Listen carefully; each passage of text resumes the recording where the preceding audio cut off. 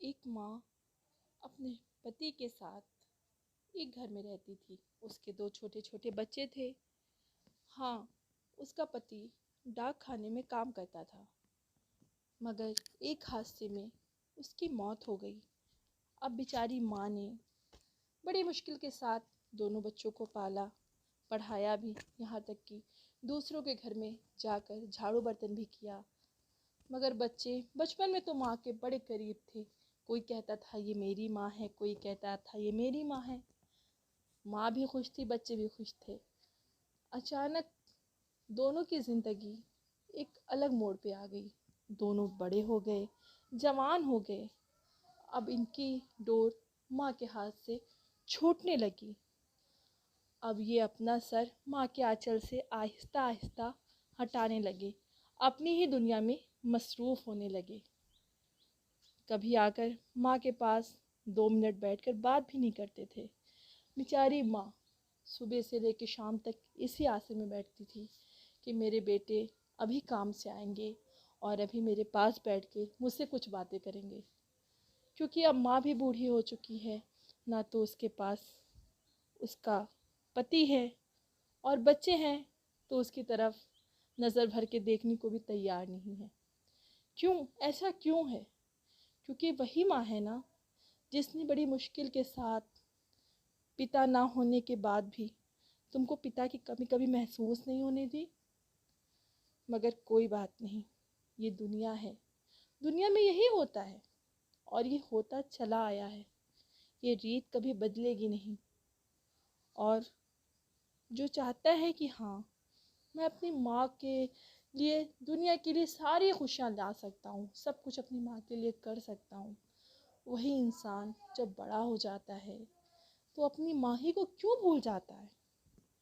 क्या उसको ऐसा कोई प्यार मिल जाता है जो माँ से बड़ा हो? नहीं, उसको कोई ऐसा प्यार नहीं मिलता।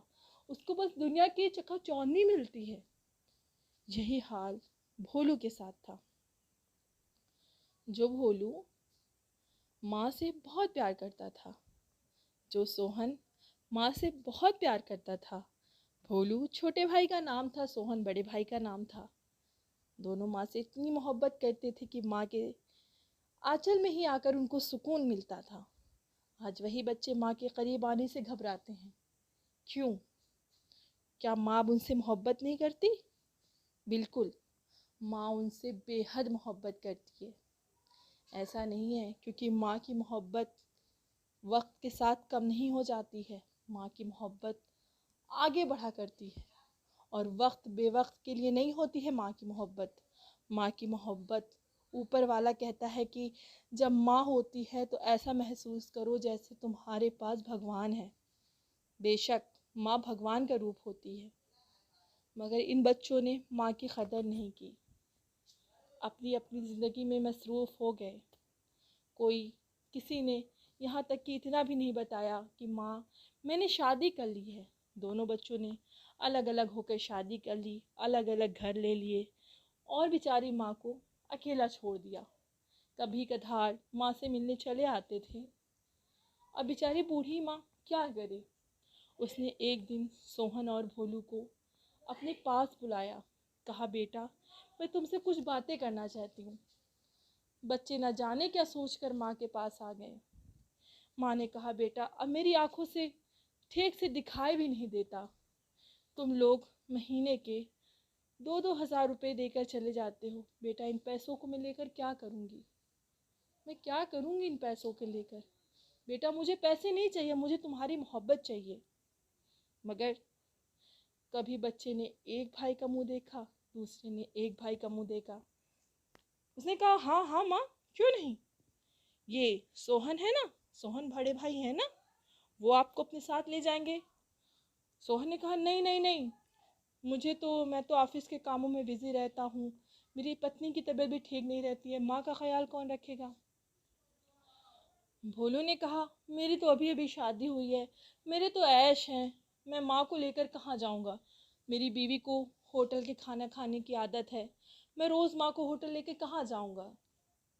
बताओ, वो माँ है जिसने दूसरों के घर में बर्तन मांज के तुम्हारा पेट पाला था। आज तुम इतने काबिल हो गए कि तुम माँ को होटल नहीं ले जा सकते?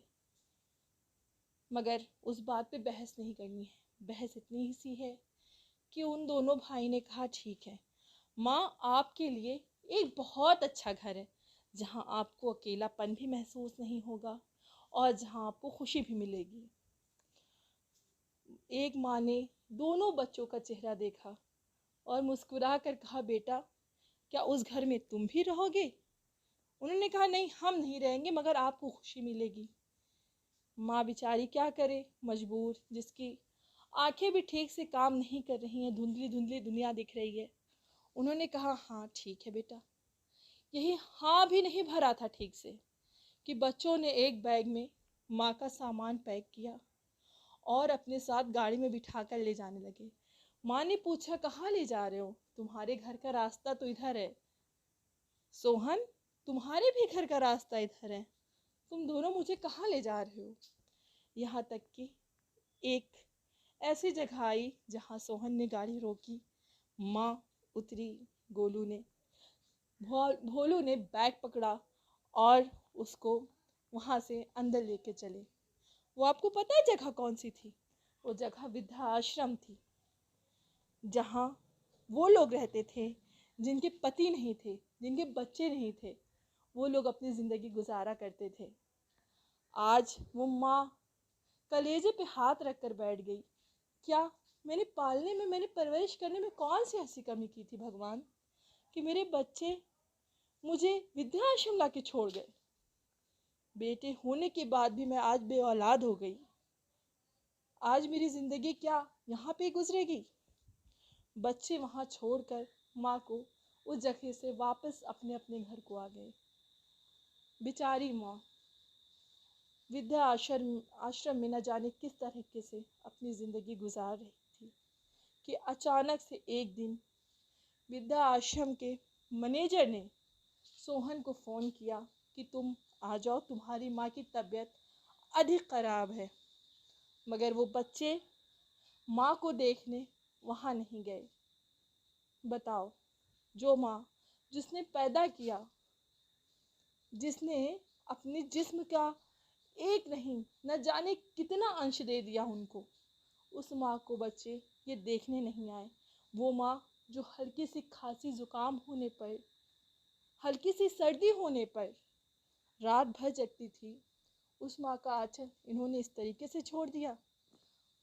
उम्मीद करते हैं कि आपने अगर ये कहानी सुनी है तो प्लीज़ इस कहानी को कहानी नहीं बल्कि एक एहसास समझ के सुनना, क्योंकि कहानी नहीं, बेशक एक एहसास है जो एक माँ ने अपने शब्दों में पिरोया है।